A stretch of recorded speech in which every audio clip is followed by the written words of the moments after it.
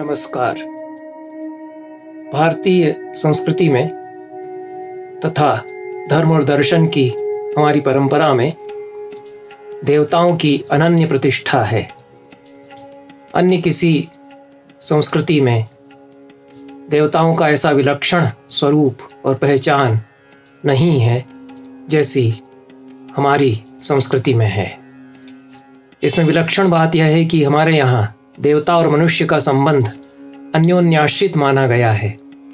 देवता के बिना मनुष्य नहीं और मनुष्य के बिना देवता नहीं। यह मानव सापेक्ष कल्पना देवता की, यह हमारे धर्म दर्शन की विशेषता है। और देवता और मनुष्य का परस्पर उपकार्योपकारक भाव, यह संबंध माना गया जो कि सारी सृष्टि के कल्याण के लिए परिकल्पित है। देवान भावयतानेन ते देवा भावयन्तु वः। देवताओं का तुम उपकार करो और वे देवता तुम्हारा उपकार करें। यह भावना रही है क्योंकि देवताओं को अपने भाव के अनुरूप हम रचते हैं। देवताओं का आवाहन करते हैं तो देवता हमारे बीच उतरते हैं। यह तो वैदिक ऋषियों का कथन है कि देवता हमारे मंत्रों से नीचे उतर आते हैं, अवतरित होते हैं। और शैव दर्शन में माना गया कि मनुष्य ही सारे देवताओं का निवास स्थान है। मनुष्य का जो शरीर है उसमें सारे देवता बसते हैं। नरो वै देवानाम ग्रामः। वेदों में भी कहा गया, तांड्य ब्राह्मण में कहा गया कि मनुष्य अपने आप में देवताओं का निवास स्थल है। इसलिए देवताओं को अपने भीतर से वह रच सकता है। जैसी उसकी भावना है, कल्पना है, जैसी उसकी श्रद्धा आदर है, उसके अनुरूप देवताओं को वह अपने सामने देखता है। जाकी रही भावना जैसी, प्रभु मूरत तिन पूजी तैसी। और न देवो विद्यते काष्ठे न पाषाणे न मृण्मये भावे ही विद्यते देवस तस्मात् भावो ही कारणम।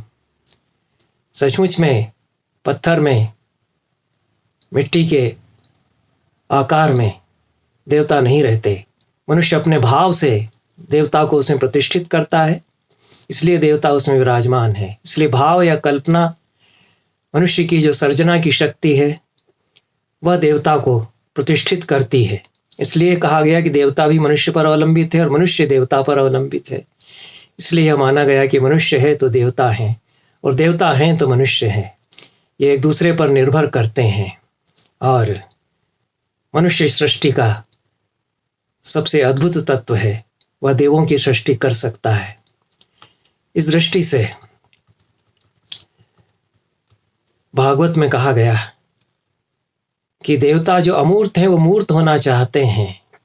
निराकार साकार होना चाहता है क्योंकि वह साकार होकर के धन्य मानता है अपने आप को। जब तक अमूर्त है तो लीला का आनंद नहीं है। अमूर्त होता है मनुष्य की तरह रूप लेकर के।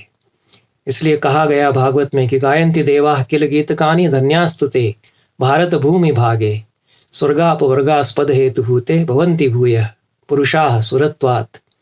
देवता भी आकाश से निहारते हुए इस धरती के, इस भारत भूमि के मनुष्यों को देख देख करके और स्पृहा करते हैं। हसरत के साथ वो देखते हैं कि धन्य है ये लोग जो कर्म कर सकते हैं, अपने भावों से हमको रच सकते हैं, हमको उतार सकते हैं और हम यहाँ उतर करके धन्य होते हैं। इस धरा पर देवता मनुष्यवत आचरण करते हैं तो वे सार्थकता अपनी प्राप्त करते हैं। देवता मनुष्य का हृदय है, उसकी कल्पना है, उसके भाव है, उसकी कविता है, उसकी संवेदना है। एक चित्रकार हुआ करते थे M.F. हुसैन, जिन्होंने कुछ हिंदू देवी देवताओं की पेंटिंग्स बनाई थी। उसके कारण वो विवादास्पद हुए। काली और सरस्वती तथा अन्य देवी देवताओं की उन्होंने पेंटिंग्स बनाई। सरस्वती और काली उसमें प्रायः निर्वसन उन्होंने चित्रित की। उस पर विवाद हुआ था, उनके स्टूडियो पर हमला हुआ और उनकी पेंटिंग्स नष्ट कर दी गई और बहुत त्रस्त होकर हुसैन साहब को भारत से जाना पड़ा। यद्यपि उनका कहना था कि मुझे भारत से बहुत प्रेम है और यह मेरा देश है, और जीवन भर वो फकीर की तरह ही रहते थे, नंगे पांव घूमते थे। और बहुत सुंदर उन्होंने कई पेंटिंग्स भी बनाई, मदर टेरेसा की या इंदिरा गांधी की भी दुर्गा के रूप में उन्होंने एक मूर्ति बनाई, इस पेंटिंग बनाई।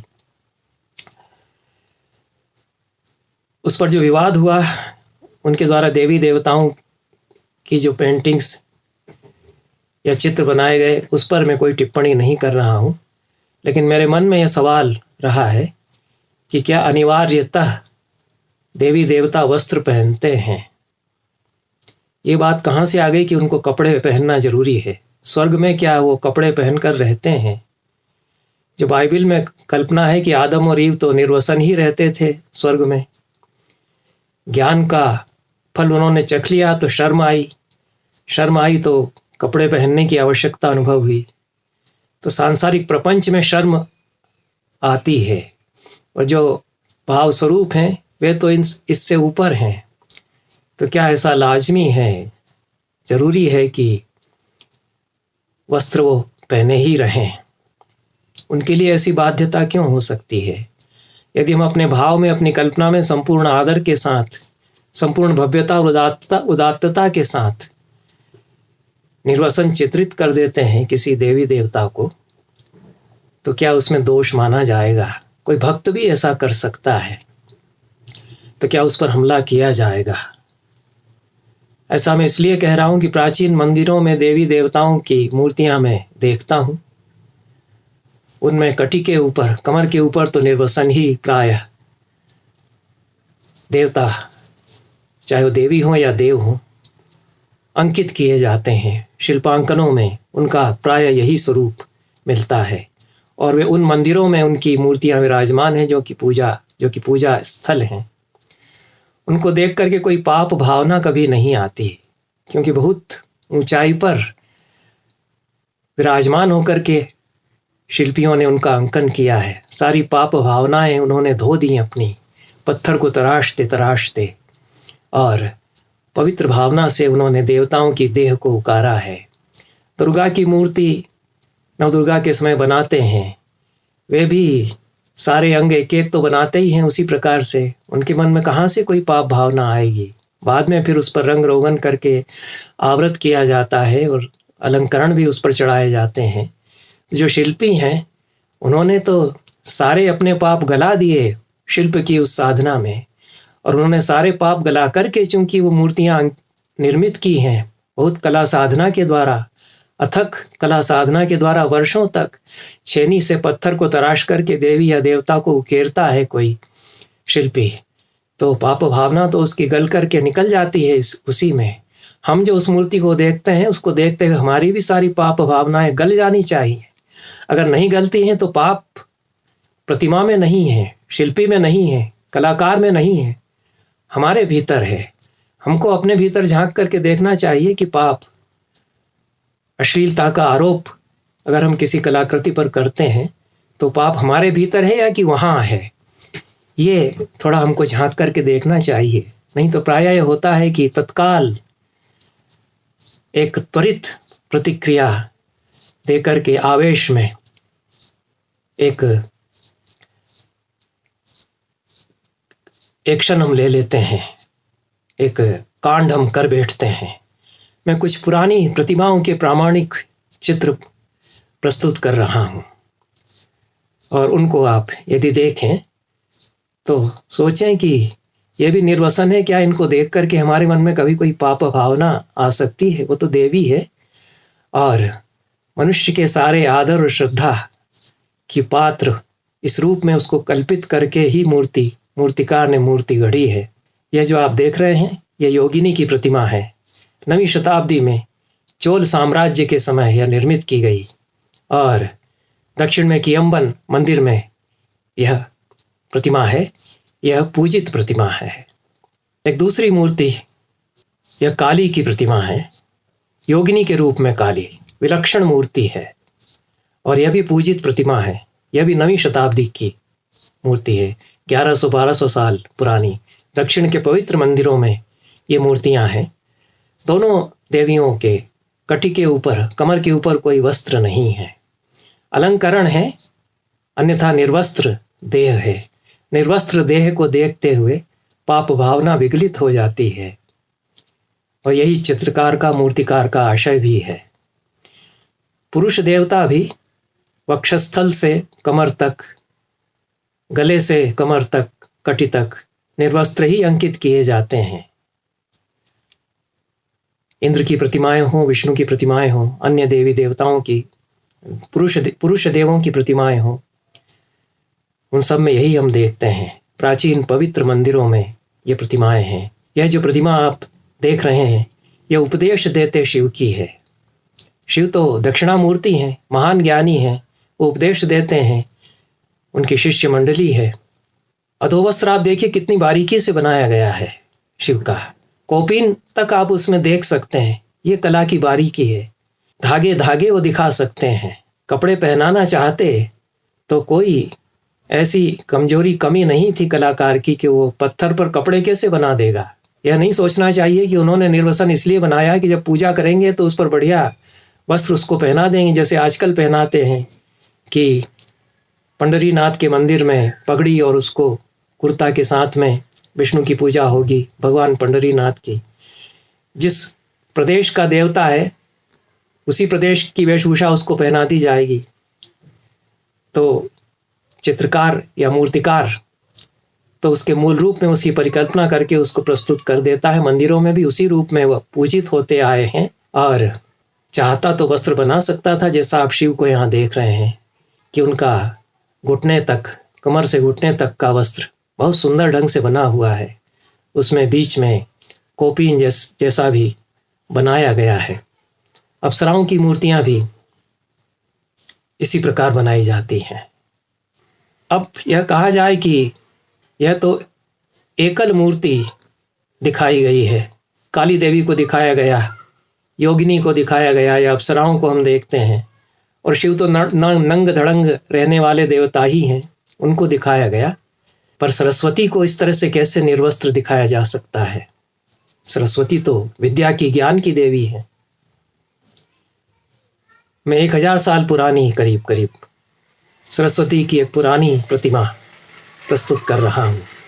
ये चोलपुरम में महाप्रतापी राजा राजेंद्र चोल के द्वारा निर्मित मंदिर में यह प्रतिमा है, और बहुत सुंदर प्रतिमा है, परंतु ऊपरी भाग जो है वह निर्वस्त्र है।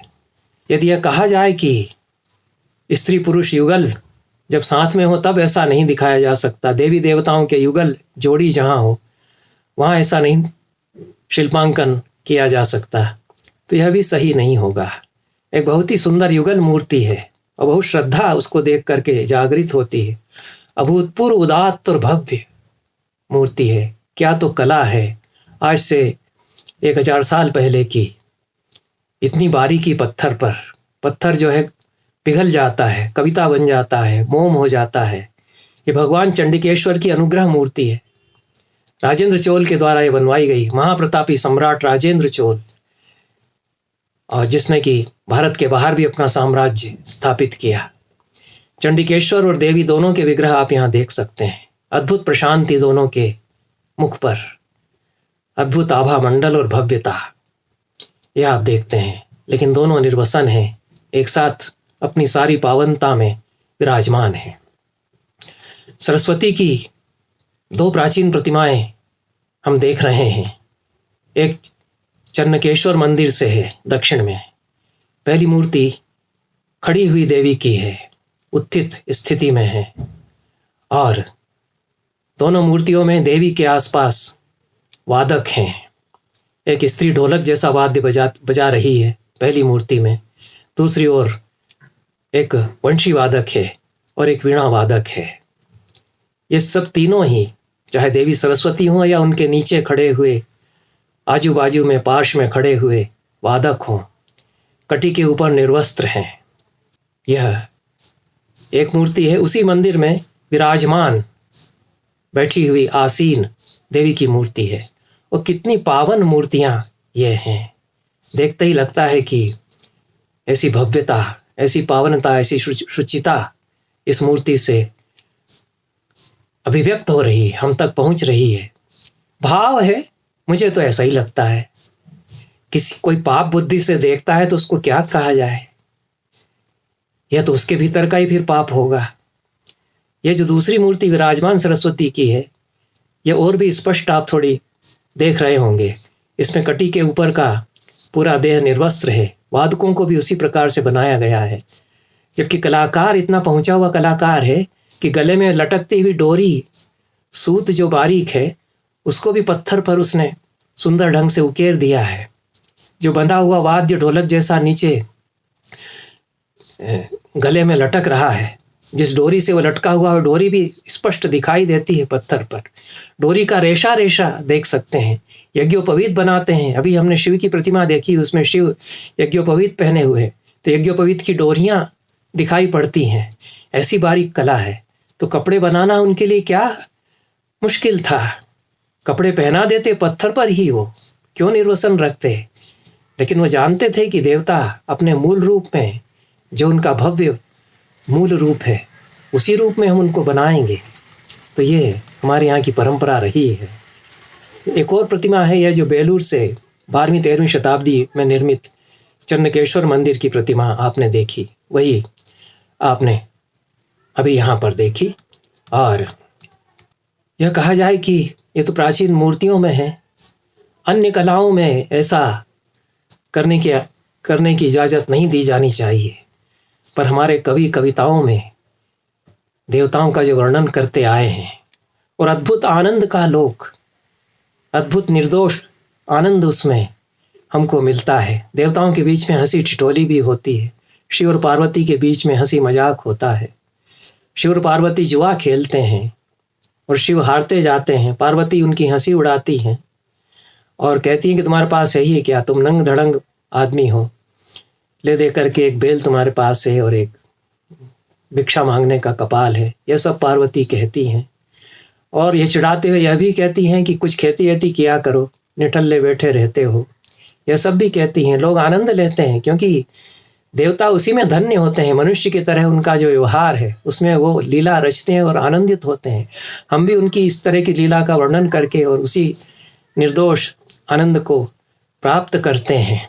इस तरह के बहुत सारे प्रसंगों की चर्चा मैंने संस्कृत साहित्य में शिव पर जो मेरी एक व्याख्यान माला है उसमें की है। तो यह चाहे राधा कृष्ण हो, यहाँ तक कि राम सीता भी हो, वाल्मीकि की जो सीता हैं वो जिस प्रकार से चुहल करती हैं कभी कभी राम से, तो ये देवता की भव्यता उससे खंडित नहीं होती। श्रृंगार का वर्णन यदि किया जाता है, चाहे राम और सीता के बीच में हो, चाहे राधा कृष्ण के बीच में हो, चाहे शिव और पार्वती के बीच में हो, उसमें कोई कहता है कि निर्वसन है तो उसकी पाप भावना से वह नहीं कहता है। कालिदास ने जो शिव और पार्वती के मिलन का वर्णन किया है, अद्भुत है। वैसा वर्णन, इतना उदात्त और भव्य वर्णन कम मिलता है हमारे साहित्य में। और उन्होंने तो खुलकर के चित्रण किया है, लेकिन हम उसको पढ़ते हुए सारे पाप से मुक्त हो जाते हैं। क्योंकि हिमालय की उस सारी अपार समृद्धि, जो प्रकृति की नैसर्गिक जो सुषमा और पावनता है, हिमालय से बहते हुए झरने, वहाँ पर गिरती हुई सांझ, जो अपार विस्तार है हिमालय का, उस सब में जो तपस्या और साधना शिव पार्वती ने की है, उसके बाद वो मिल रहे हैं। कितने निष्पाप दोनों हैं। उसी निष्पाप भाव से कवि ने उनका वर्णन किया है। कोई मूर्तिकार, कोई शिल्पकार, कोई कलाकार, कोई कवि इतनी उदात्त भूमि पर जाकर के सारी शुचिता और पावनता के बीच में यदि देवता का चित्रण करता है, क्योंकि देवता मनुष्य होकर के धन्य होना चाहता है, मनुष्य के रूप में रम कर के धन्य होना चाहता है, तो उस कलाकार पर हमला करना कहाँ तक जायज होगा? चाहे वो फिल्म हो, चाहे नाटक हो, चाहे कविता हो। कालिदास को भी कथा है कि उन्होंने शिव पार्वती के संभोग का वर्णन किया तो उनको शाप दे दिया गया और वो कोढ़ी हो गए। जिन्होंने शाप दिया उनको कोई पता नहीं है। कालिदास तो अजर अमर हैं, उनकी कविता तो 2000 साल से पढ़ी जाती रही है। और उसी 8वें सर्ग को, जिस पर कि इतना लांछन लगाया गया था, पढ़ पढ़ करके धन्य होते हैं हम लोग कि कैसी पावनता है, कैसी शुचिता है। उस पर भी मैं विस्तार से बोल चुका हूँ। उसको सुनकर के आप समझ सकते हैं कि कितनी अद्भुत परिकल्पनाओं के बीच में उन्होंने उस मिलन को उकेरा है कि सारी पाप भावनाएं वहाँ घुल जाती हैं, धुल जाती हैं, निकल जाती हैं।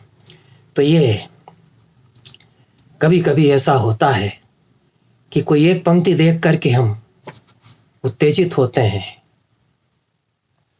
हजारों श्लोक हैं, उसके बीच में 5 श्लोकों में उन्होंने वर्णन किया और बाकी श्लोकों में कालिदास ने जो पार्वती की अद्भुत तपस्या का वर्णन किया है, शंकर की महायोगी के रूप में जो स्वरूप का वर्णन किया है, कितनी ऊंचाइयों तक वो पहुंचे हुए,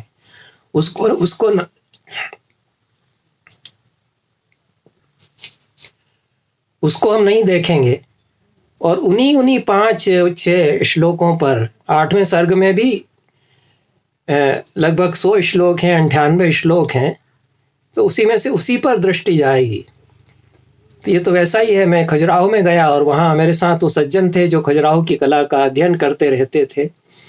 तो मैंने उनसे पूछा कि ये जो मिथुन मूर्तियाँ हैं ये कुल कितना प्रतिशत होंगी? तो उन्होंने बताया कि लगभग अगर 10,000 मूर्तियाँ हैं तो उसमें से 150 मूर्तियाँ होंगी।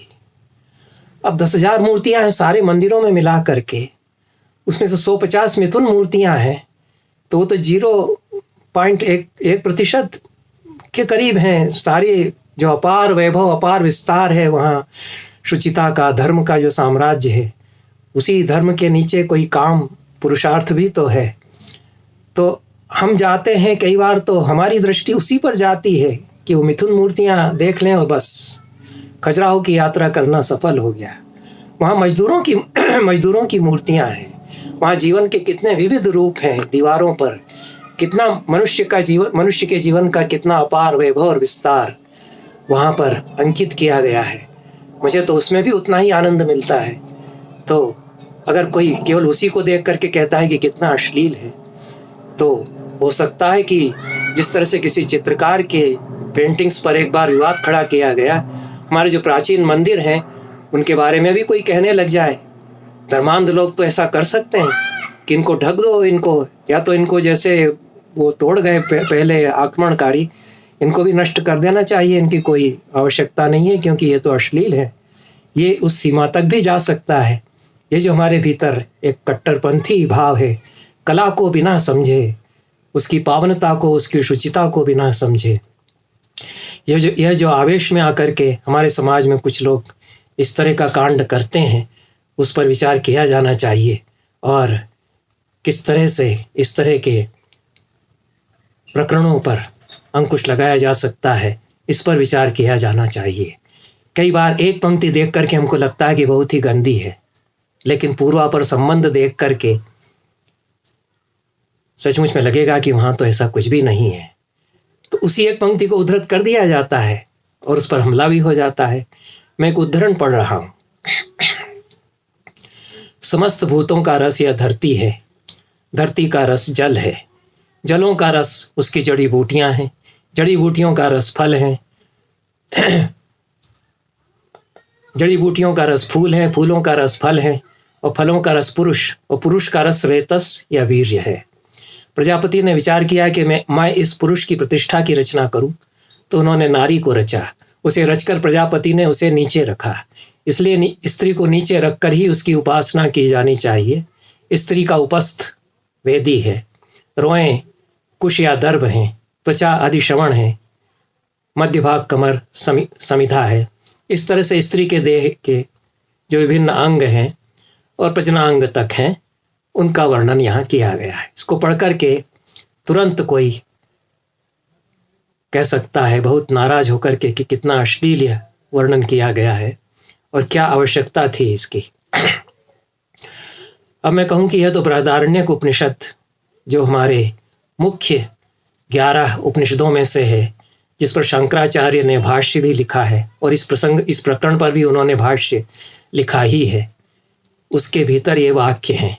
और वह उद्दालक ऋषि जो कि बहुत बड़े ज्ञानी और विचारक हैं उपनिषदों के, वे काम विद्या का, सृष्टि विद्या का उपदेश दे रहे हैं और उसमें ये वाक्य कहे गए हैं।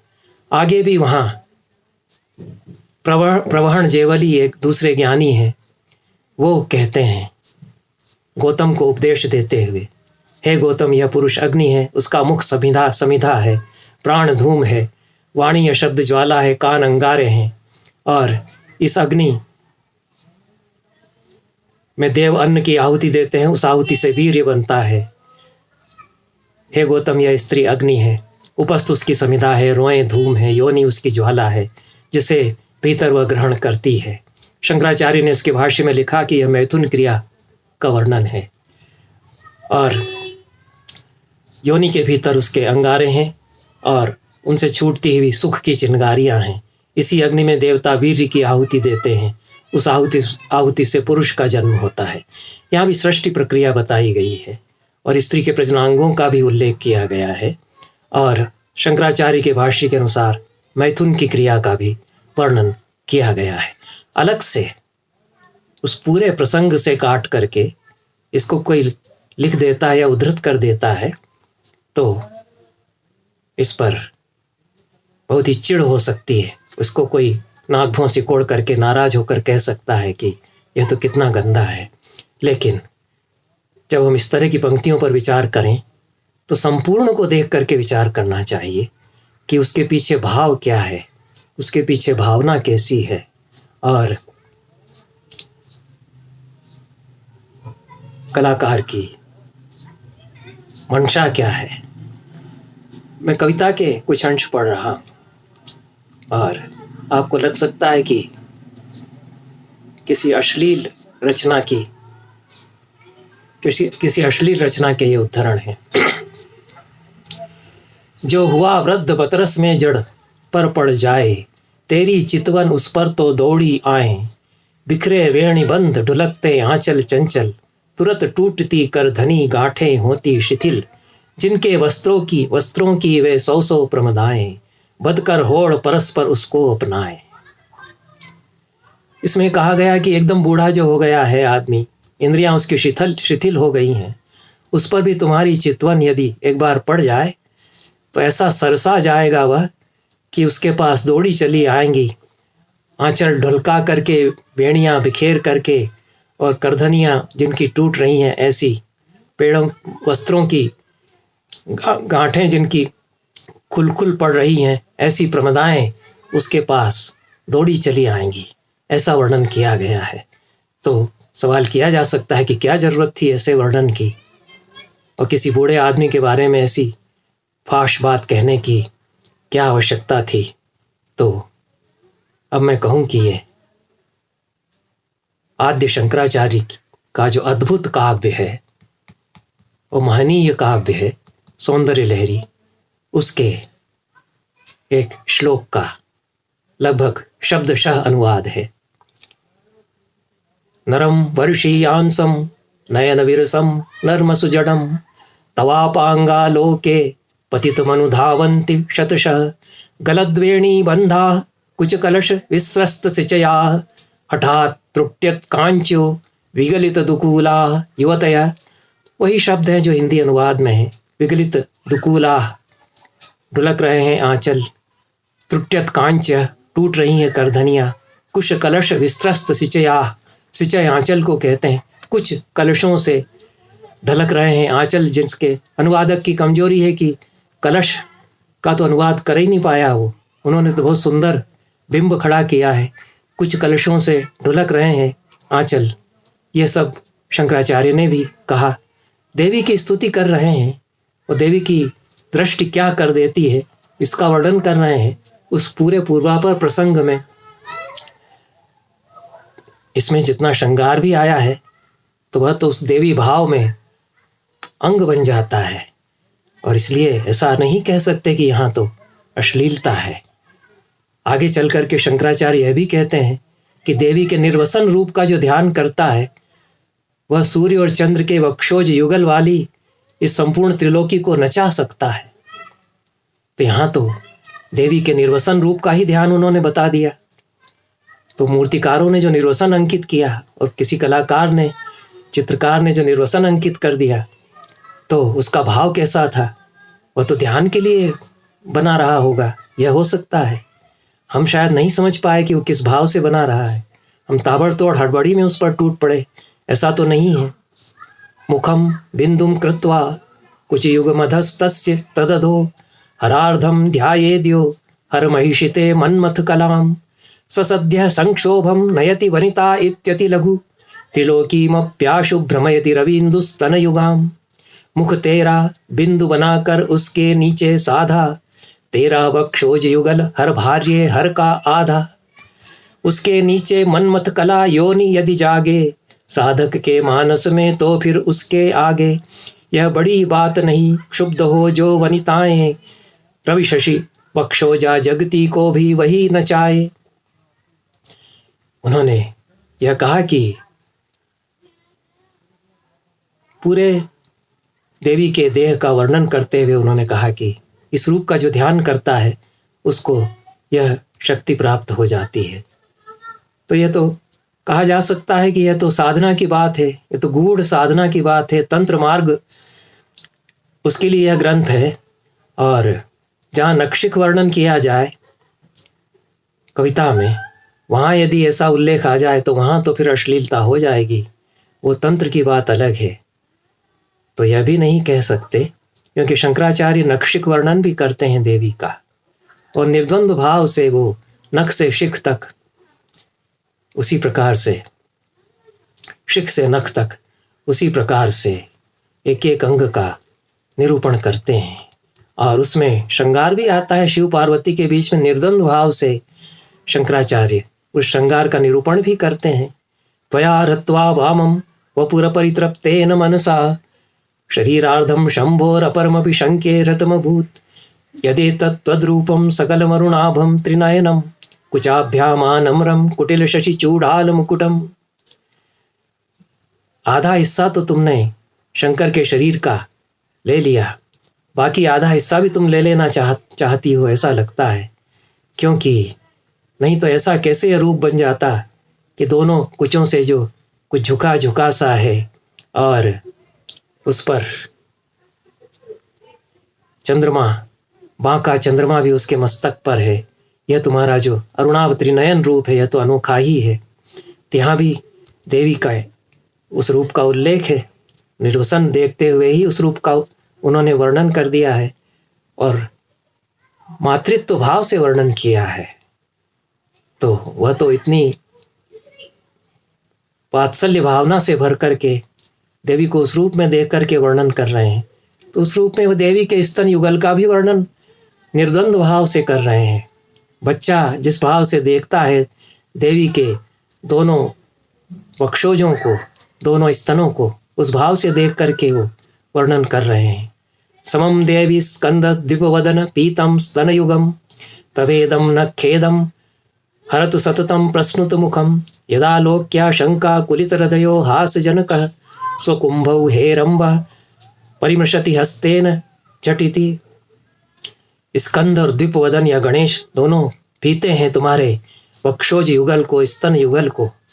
ऐसा है स्तन युगल जिससे कि दूध की धार बह रही है, हमारे सारे पाप को दूर कर दे हे माँ, ऐसा कहते हैं। और फिर उसके आगे यह भी कहते हैं कि गणेश जब उसको दूर से कभी देखते हैं तो अपने दोनों जो उनके कुंभ मस्तक हैं, गज का जो कुंभ है वो दो भाग उसमें इस प्रकार से रहते हैं, तो उनके जो कुंभ है उसको वो सहलाने लगते हैं कि ये मेरे ये जो दोनों हैं भाग, वो यहाँ कैसे माँ के वक्षस्थल पर आ गए हैं। तो यह भी उन्होंने कह दिया। अब इसको कोई अलग से उद्धृत करके और कहे कि ये तो अश्लील है, तो यह तो पाप भावना फिर उसकी होगी। ऐसा तो जिसके दोनों मुख दूध बहाते अविरल, हरे हमारा खेद तुम्हारा वक्षोज युगल। हे माँ पीते थे जिसे स्कंद और गजानन, साथ साथ ये तेरे बेटे जिसे देख कर मन शंकाकुल होता गणेश का छूते जाते, बेझट मस्तक अपने और हंसी करवाते। तो यह वात्सल्य मूर्ति माँ को देख करके उन्होंने यह लिख दिया, लेकिन उसके आगे फिर रुक ही जाते कि गणेश ऐसा सोचते हैं और अपने दोनों मस्तक सहलाने लगते हैं। इसको लिखने की क्या आवश्यकता थी, यह कोई कह सकता है। लेकिन शंकर तो निर्द्वंद्व भाव से देवी का समस्त रूप उस प्रकार से निहार रहे हैं, इसलिए वहाँ कैसे अश्लीलता हो सकती है। अमृत रस से भरे हुए माणिक्य के कुतुब जैसे, माणिक्य की बनी हुई बोतलें अमृत रस से भरी हुई, ऐसे ही वक्षोज युगल हैं। ये आगे 73वें श्लोक में उन्होंने कहा। और इन्हीं को पीते हुए तो बड़े हो गए हैं तुम्हारे दोनों बेटे, यह भी कहा। और अभी तक भी उनका मन नहीं है शादी ब्याह करने का। अविरत वधू संग रसिक हैं वो, वधू संग का रस जानते नहीं हैं। ऐसे दो तुम्हारे दो बेटे हैं, यह उन्होंने 73वें श्लोक में आगे कहा। और 74वें श्लोक में कुचा भोग का वर्णन किया। अद्भुत वर्णन सारे हैं, इतनी कल्पनाएं, कॉस्मिक इमेजरी है, जैसा मैं अन्यत्र भी कह चुका हूँ। सारे ब्रह्मांड के परिप्रेक्ष्य में देख करके उसको कह रहे हैं और अपने आप को शिशु के रूप में देख रहे हैं। तवस्तन्यम अन्ये धर कन्ये हृदयतः पयः पारावारः परिवहति सारस्वतमिव दयावत्या दत्तं तरुण शिशुरास्वाद्य तव यत् कवीनां प्रौढ़ानां भजनि कमनीयः कवयिता। हे हिमगिरि सुते होमति मेरे हृदय की यही, दूध की धार तेरे हृदय से जो बह रही, यह सरस्वती की माँ अपार धारा बह रही। हे करुणामयी स्वाद इसका तुमने मुझे चखाया, इस द्रविण शिशु को कविता यह तभी रच पाया। अपने आप को द्रविण शिशु कहते हैं। दक्षिण का मैं एक बालक हूँ और तुम्हारे इस मातृत्व रूप को देख करके और कविता की धार मेरे भीतर से उसी प्रकार से फूट पड़ी है जैसी तुम्हारे स्तनों से दूध की धार हे माँ बह रही है, यह वह कह रहा है। यह भी कहा जा सकता है कि तो वात्सल्य भाव से उन्होंने जहाँ स्तनपान करते हैं ऐसे देह को देखा है। श्रेष्ठ शरीर का वर्णन नहीं किया जाना चाहिए, लेकिन शंकराचार्य ने उसके आगे उनकी रोमावली और बहुत सुंदर वर्णन किया है। सारे ही एक एक उदर में जो त्रिवली है, 3 सलवटें जो उदर में पड़ती हैं, उनका भी वर्णन किया है। और नाभि एक तरह से गहरा सरोवर जैसा है, उसमें कि कामदेव जाकर के छिप गया है और उसी के धुएं की जो पंक्तियां हैं वही तो ये रोमराजी है, यह वह कह रहे हैं। अद्भुत कल्पनाएं हैं। कालिदास भी कई बार इतनी ऊंचाइयों तक जाकर के नहीं कल्पना कर पाते हैं, ऐसी उनकी कल्पनाएं हैं। और इस पर विस्तार से चर्चा करने का यहाँ अवसर नहीं है, लेकिन ये सारे देह को नक्शे शिख तक निरावरण शंकराचार्य देखते हैं और जो कूरपास है, कंचुकी है, उसको भेद करके ये निकल से रहे हैं, यहाँ तक भी वो कहते हैं। लेकिन फिर कहते हैं कि ये जो त्रिवलियाँ बनी हुई हैं, ये जैसे उसको बांधने के लिए, कसने के लिए डोरियाँ बांध दी गई हैं, यह सब वो कहते हैं। इस तरह के वर्णन हमारे महान कवियों ने, भक्त कवियों ने किए हैं। ये कहा जा सकता है कि ये तो प्राचीन कवि हैं, उस समय का जमाना अलग था, उस समय पाप भावनाएं आई नहीं थी, उन्होंने यह सब लिख दिया। आजकल के कवियों को, कलाकारों को ऐसा नहीं करना चाहिए। मैं एक और उदाहरण देता हूँ।